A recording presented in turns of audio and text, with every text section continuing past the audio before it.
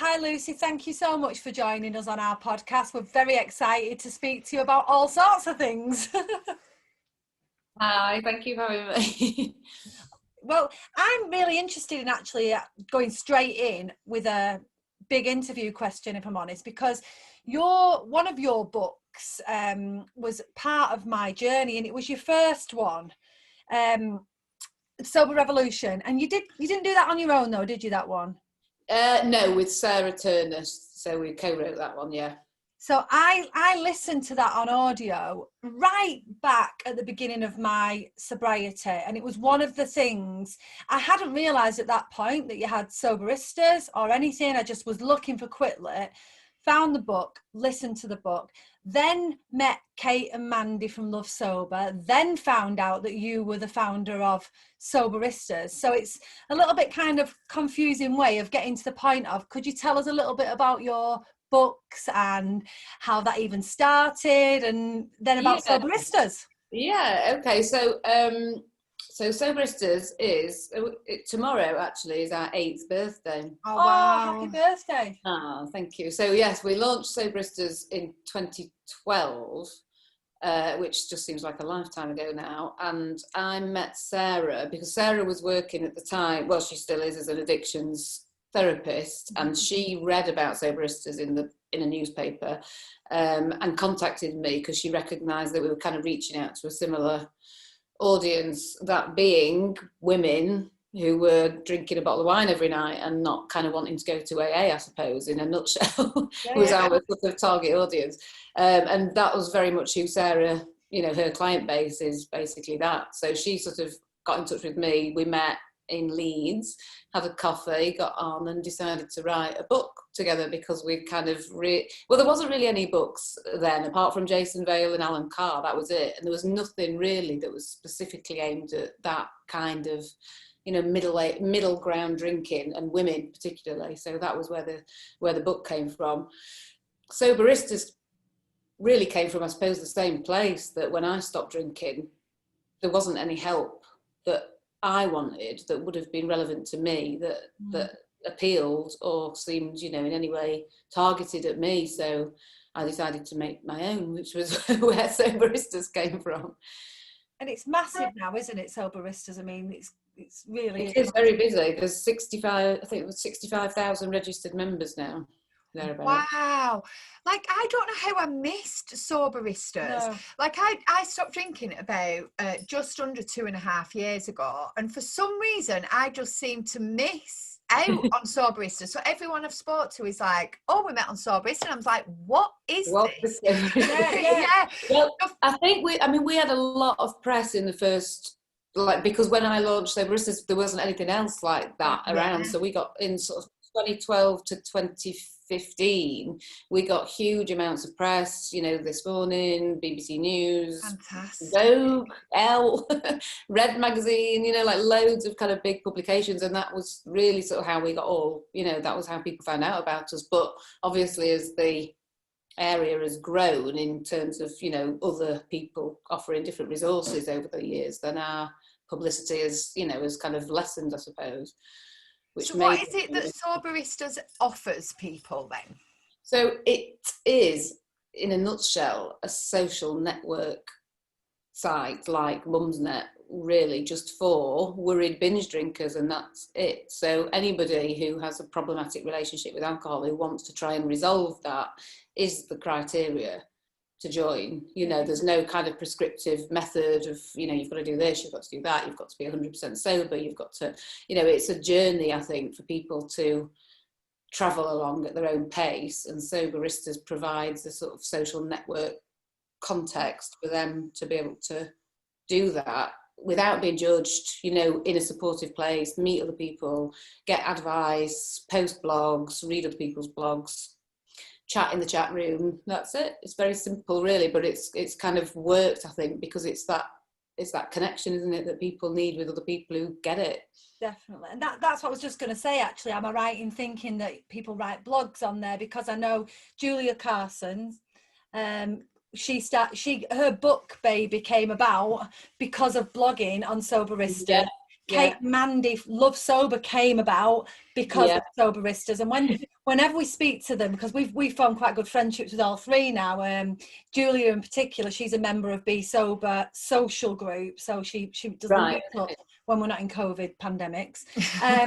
But yeah, we met everybody, and all the time, like Lisa said, it was we did this on Soberistas. So I kind of came, like I say, I knew about you because of the book. But when I mentioned to Lisa, like, she was like, oh, I can't believe that I've missed out on this. Because, because you really got sober in a women's way, didn't you, really? You know, with your books and your Quit Lit and... Yeah, definitely. Yeah. I must have gone back a few years because, like, I read Alan Carr. So I'm, like, really late to this party. Well, the other one who came from Soberistas is Claire Pooley with the Sober Diary. So she was a blogger on Soberistas as well, and that was, you know, that was her sort of journey too, which became the Sober Diaries, which is obviously huge. So it has sort of spawned a lot of amazing new resources that have all kind of come out of Soberistas, which is amazing. Really. You're like the godmother of sobriety. Yeah. Yeah, that's what it is. You're the godmother. I know, you must be so proud of yourself to kind of sit back and then just see everybody flourish. It must be amazing. It is really nice. It's kind of I think when I set Soberistas up, my only intention, because it was never even going to be kind of a business, you know, I didn't know how busy, you know, how popular it was going to be. So it was free for the first year and a half. It wasn't even something that I did as a job. But the only thing that I wanted to do when I set Soberistas up was to create this safe space where people could just be honest about the shit they'd done when they were drinking. And that's all I wanted. I wanted to be able to say, I've, you know, had this horrific night where I've done X, Y, Z and I hate myself, and somebody to say, oh God, I've done that too, you know, it's all right, you'll get better. And that was it. It was just that. It wasn't even an idea that this is going to help people stop drinking. I had no idea how big it was going to be. Certainly I had no idea it was going to go on and on and on for years like it has done. But yeah, so all of the stuff that's happened as a consequence has happened quite organically because of the people on Soberistas, because they're just amazing. It's a really positive, friendly, supportive place full of lovely, lovely people, which, you know, I can't take credit for, but has been really lovely to watch that develop over the years. So can we ask you about some of the shit you did when you were doing Yes. Yeah, you can. So my shit was very much just a transformative, I suppose, from party girl, ostensibly, you know, happy shit, going out with your mates, getting pissed, having a laugh, to kind of quite sinister, not so happy shit, which, you know, is kind of a common story, I suppose. The big event in the middle of all that changed it, I think, was my divorce when I was really young. I was only 27, only been married for 4 years, but it totally changed my relationship with drinking, and I started at that point drinking to self-medicate. And that was when it hit the fan, you know, quite catastrophically for sort of 8 years, and I was awful. I mean, terrible things when I look back, you know, that I just can't believe I did, and I can't believe I got away with it either. You know, some of the risky situations that I put myself in, going home with complete strangers, waking up in people's houses, I didn't know where I was. You know, obviously the last night I drank, I ended up in hospital and didn't even know how I'd got there. It was all just, you know, a complete car crash. And, you know, now when I look back, it's like it was another person. It was just like it happened to somebody else. It's not me. You know, it was pretty scary stuff. So was it your marriage breakdown that kind of changed your relationship with alcohol? Would you say that was like the trigger, or was it? That was the trigger, yeah. Because and people, because I've said this a lot about being a single parent, it lends itself to destructive drinking so much, because you're on your own every night. The kids go to bed at 7, 8 o'clock. You sat there on your own, lonely and depressed. And then every other weekend or every weekend, the kids go to dad and you can go out and party again. So that was what my life was. It was drinking wine Monday to Friday on my own, feeling sorry for myself. And then my daughter would go to her dad's at the weekend and I'd be going clubbing again and reliving my youth and getting absolutely hammered, you know. And then, I mean, it was just, that was basically what I did for 8 years. It was horrendous, really. We've both been there, haven't we? Me for not as long, because my relationship overlapped. And then I ended up moving in with my now husband probably about 3 years, but I did have a 3 year of children going to the dad, same pattern. Yeah. I didn't actually weirdly drink in the week, but that was just because my hangovers have always been, they've put me in a critical state. And I say that, I know that's how I felt, like I couldn't, but if I hadn't had the hangovers, 100% I would have been doing, because I was bored. You're lonely, you're bored. Yeah, you're lonely, bored. Yeah. And then friends came round as well with bottles of wine to cheer you up. You know, you get like your well-meaning girlfriends coming round because you're going through a divorce, with a couple of bottles of wine and some Ring on the Ann Summers party and all that jazz. And in our society, that is what people do, isn't it? To cheer you up when you're going through a crisis. Yeah. The wine around, let's have a chat. So that very much became a crutch, and I think because it was a different sort of culture then, there wasn't really the awareness that it was actually that bad to binge drink your way through life. I think a lot of people did it and didn't even think there was anything wrong with it. So I never sort of thought, oh, this is terrible. I think the sort of, some of the consequences of my drinking, like meeting horrible men, getting dragged into awful relationships with people, you know, dangerous situations to put myself in, that worried me. But I never really associated that with the drink, if that makes sense. I just thought that was kind of stuff that was going on. It's only now when I look back that obviously it was because I was completely shit-faced all the time. I didn't know what I was doing. It's been happening for years though, this, hasn't it? Like, I look back when I was 17, 18 going out drinking. I remember a group of, there must have been around 40, these women. And me and my friends used to be like, oh, I hope I'm not like that when I'm 40, because they'd be drunk singing I Will Survive on karaoke, going on with our mate lads, and we were like, oh my God.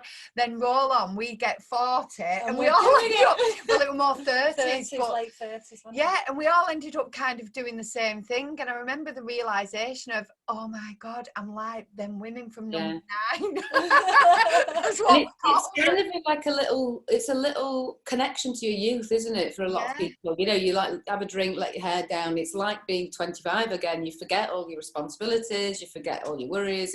That's the draw of it. That's what keeps people drinking in that way. But it's so normalised in our society that it's only sort of recently, I think, that people have started to a lot more people have started to question it and think it's not really a good way to live your life.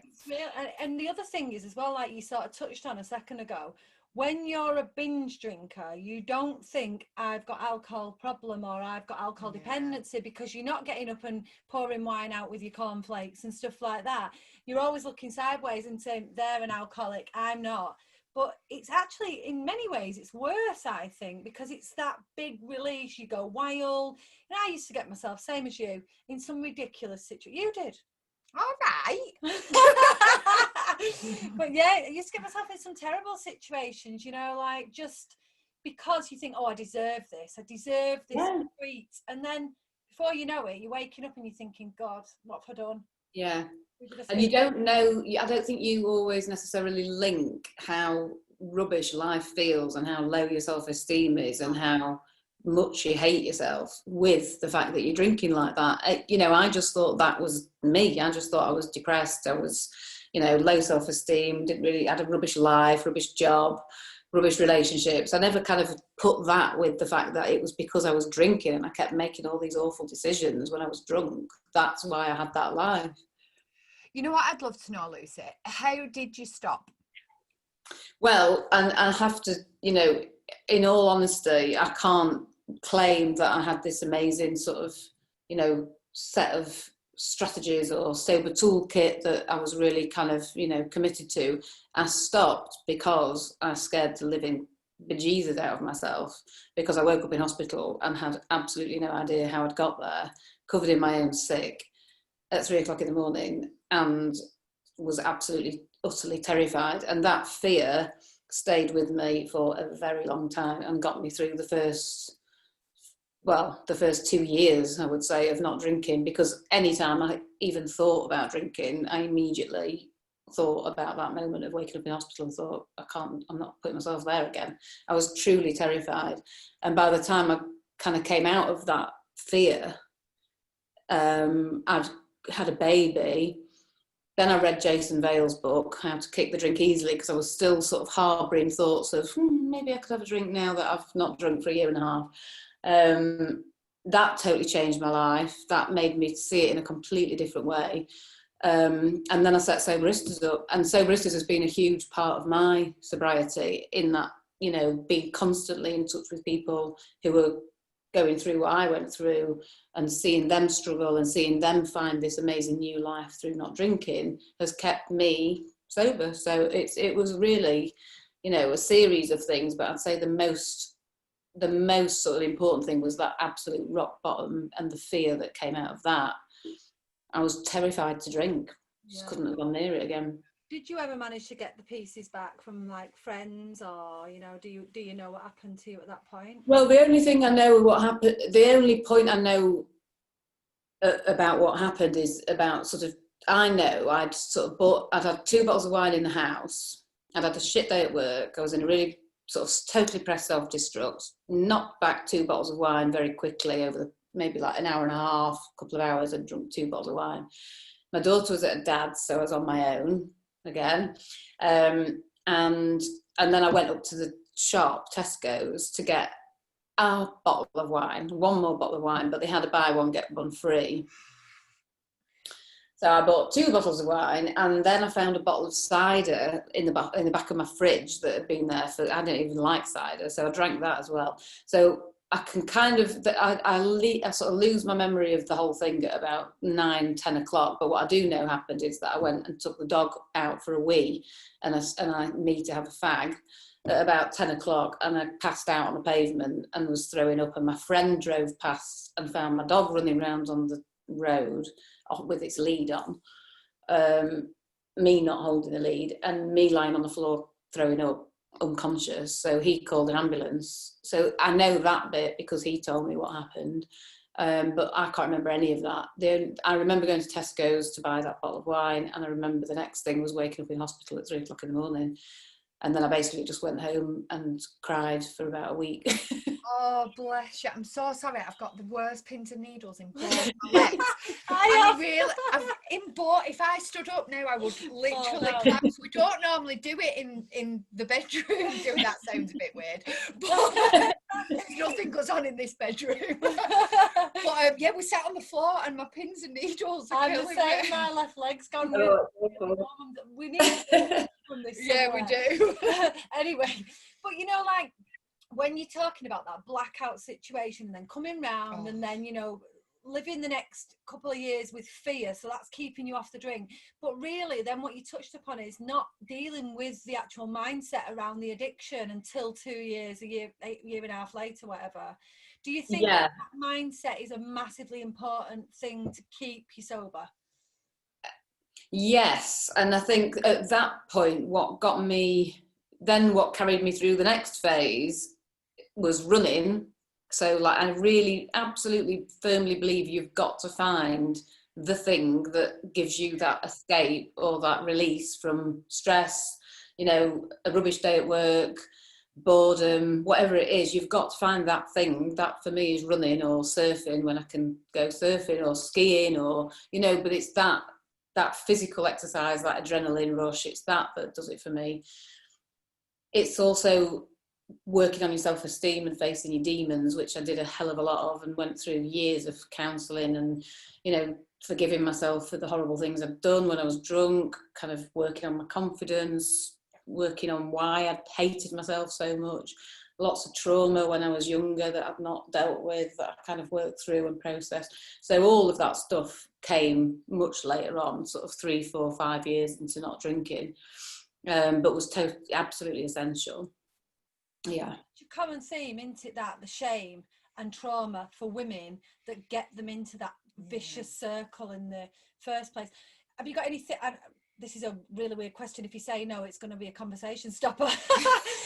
Have you got any kind of theories about, you know, women's drinking and being linked to trauma, stress? Have you got any ideas why you think women are, Yeah, I mean, I have, absolutely. I mean, I do sort of life coaching, and work with most people I work with is stopping drinking. So it's something that I work with lots and lots of people about shame, and it's a really, really common theme. And I really do think with women, it's very different to men. I think women internalise emotional pain. They self-destruct. When women don't like themselves and women have gone through trauma, they internalise it, and that's self-destruction. So for me, that was an eating disorder, it was drugs, it was drinking, it was promiscuity, it was all of those things. I was hurting myself, and the more I hurt myself, the more I hated myself, the more I hated myself, the more I wanted to hurt myself. Men tend to externalise emotional pain, they punch a wall or shout or have a fight, or women don't. They're quiet and it goes in, and that's the really destructive thing. Yeah, I was asked a question yesterday about the difference between men and women's drinking, and one of my theories is that women will recognise the problem before they actually hit, I mean, it's not everybody, but before they actually hit rock bottom, as in a prison cell, arrested, whereas men will go for help once they've hit that rock bottom. So I think that kind of goes some way towards explaining why every sober kind of group you look at tends, unless it's AA, tends to be mainly women members. I mean, we only have like 15% men, don't we? We do, yeah, we've got 10% men. Yeah, it's an interesting thing of like, I think I might look at that one day, but yeah, I think most of the men that we deal with have been through detox or recovery through a 12-step. Yeah. But I guess even with women, and even with like, the books that you write and kind of the forgiving yourself, 12 steps feeds into that, doesn't it? Even though it's not formalised. Yeah, some of it. I mean, the connection, definitely. There's lots of the 12 steps that I can't get along with. I don't believe that we are, flawed, and we need to sort of, I can't cope with all of that. We're not. We're human beings, and we're going through life, and shit happens, and we're trying to make the best of a bad situation, and sometimes we get it wrong. That's not being flawed. That's not, and I don't believe in having to go around apologising for your misdemeanours and as if, cap in hand asking for forgiveness. We're damaged people when we're doing those things, and we're going through a really, really tough time, and that's why we're doing those things. It's not because we're a bad person. And the last thing you need when you're trying to stop drinking is to give yourself that label of, being a bad person, and you've got to let go of that shame and completely forgive yourself. So yeah, I think, but there are some things. I think the serenity prayer, I dig that. I think there's a lot of sense in that.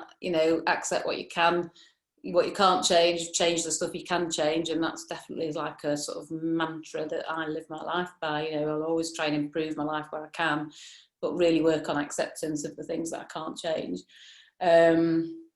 Connection, buddying up with somebody, having like a kind of sober partner who's a bit further down the line. That's what, all sober communities offer that, and that's brilliant.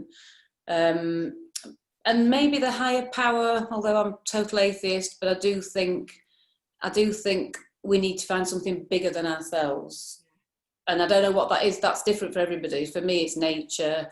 It's the life I see for myself in my older years. It's where I'm heading, future me. It's, it's been in the sea when I'm surfing and just being completely lost in the moment. That's that higher power for me. It's not God, but I do think we need something, whatever that looks like to every sort of individual. But no, I agree with that fully.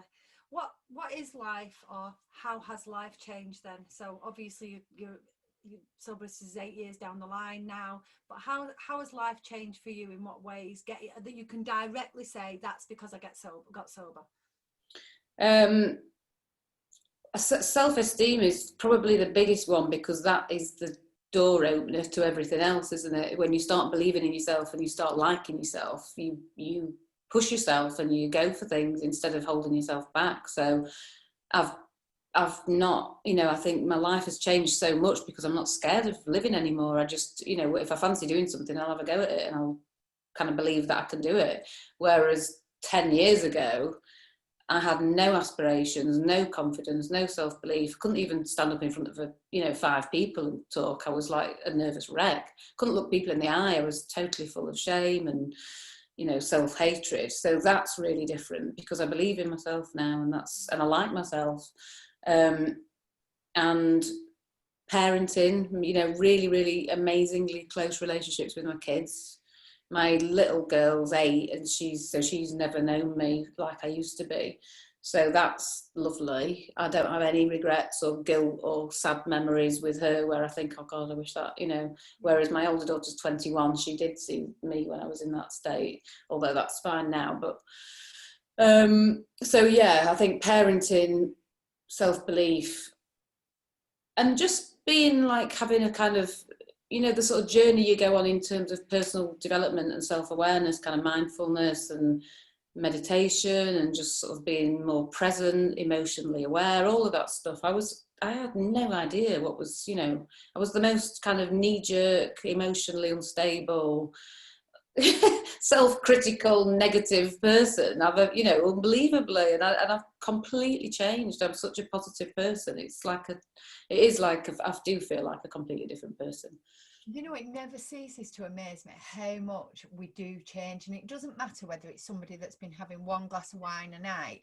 It holds you back, doesn't it? It really does. Like, them changes are massive. Like, they're just the norm to you now, I'd imagine, but they're massive. Look how much people do achieve when they get sober. It's still, I don't know why, it still really shocks me. Yeah, it is normal, but I don't take it, I do still sort of acknowledge it, and I do really appreciate it. I am very, very aware that how I live now today is absolutely not how I would be living had I carried on drinking.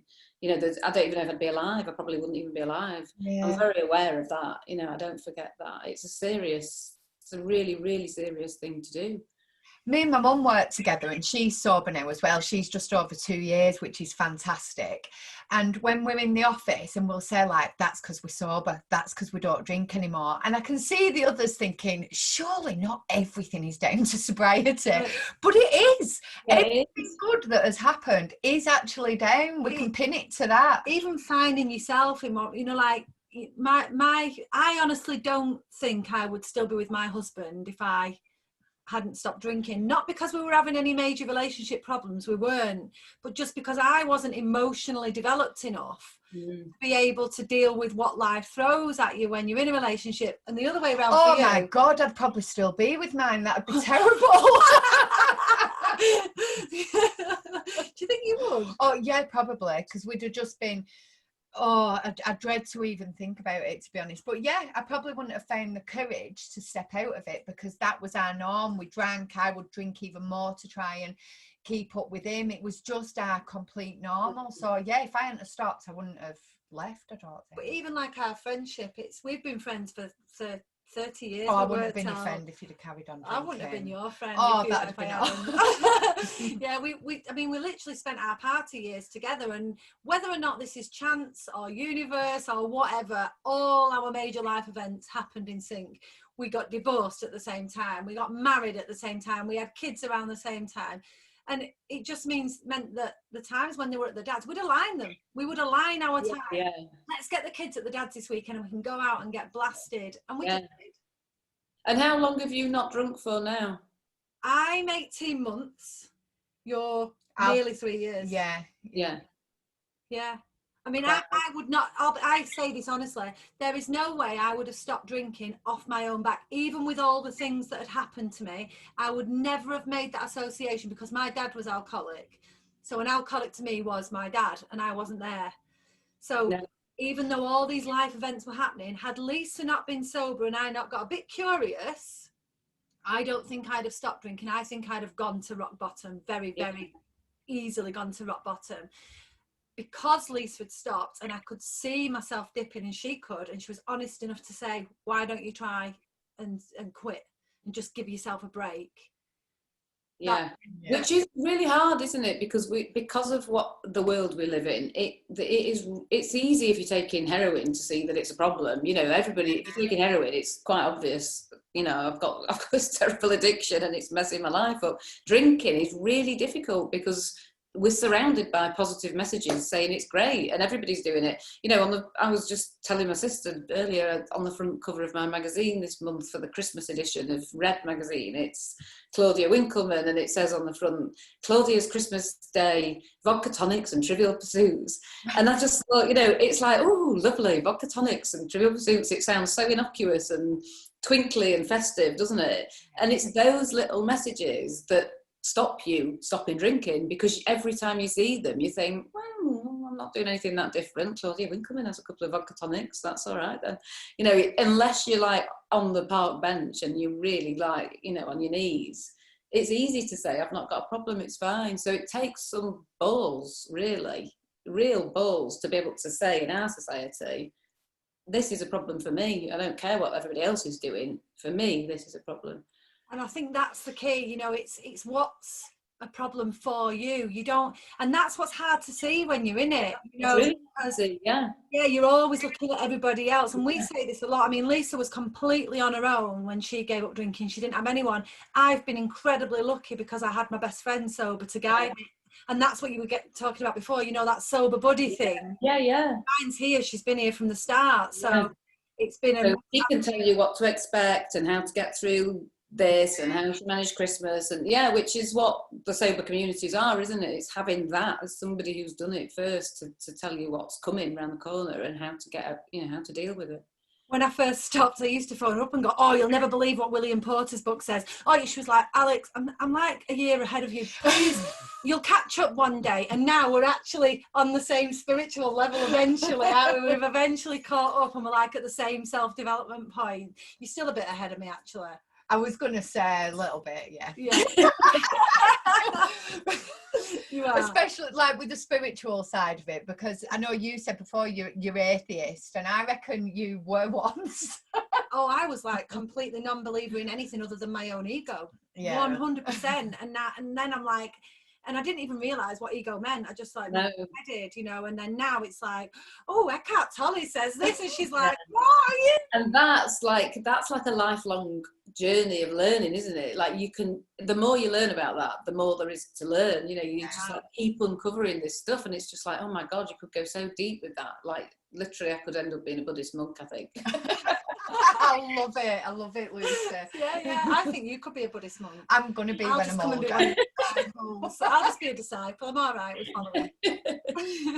So before we kind of finish, can you tell us about your other two books? Because you also did another one with Sarah, and then you've done one on your own as well. 3 on my own, 2 with Sarah and 3 on my own. So I've written 5 altogether. Yeah. I thought it was glass half full and that was it. No, there's 2 more after that. Wow. I wrote because I couldn't. I had so much to say. It's really exciting, isn't it, when you stop drinking and you like come to all these realizations about yourself. And I just couldn't stop writing. So now I did 5 books in 3 years. Wow, you were busy. I don't know how I did it, to be honest, because I couldn't do it now. It was just like stream of consciousness. But so yeah, 2 with Sarah, and then it was Glass Half Full, which was my WordPress blog, basically. And then I wrote another one about, what was a really long title, How to Lead a Happier, Healthier, Alcohol-Free Life. I think that's the title. She's nearly forgetting her own titles. And then the last one was the A to Z of Being the Booze, which is what it says on the book cover. Yeah, just like an A to Z of all the things, toolkit, I suppose, of the things. I've not seen that one. I'm going to check that out. If you were going to recommend, I know you're going to say, oh, well, maybe you won't, but I would say all of them through a mine because I've got a big ego.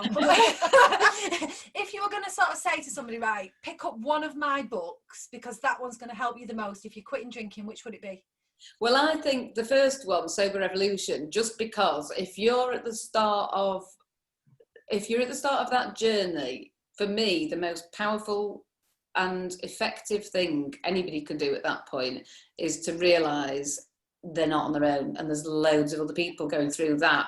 Because that feeling of, it's not just me, and it gets rid of all the shame, it stops you thinking there's something wrong with you. There's this huge this weight of guilt and self-hatred goes as soon as you realise there's millions of other people out there who are lovely, intelligent, nice people who have done the same sort of stuff that you've done. So that book, the feedback I've got from that book is that people, when they read it, got this huge sense of relief of, oh my God, thank God it's not just me.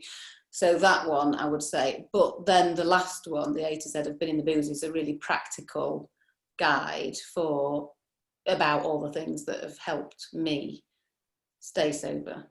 So I would say both those two are the most sort of useful, I would say.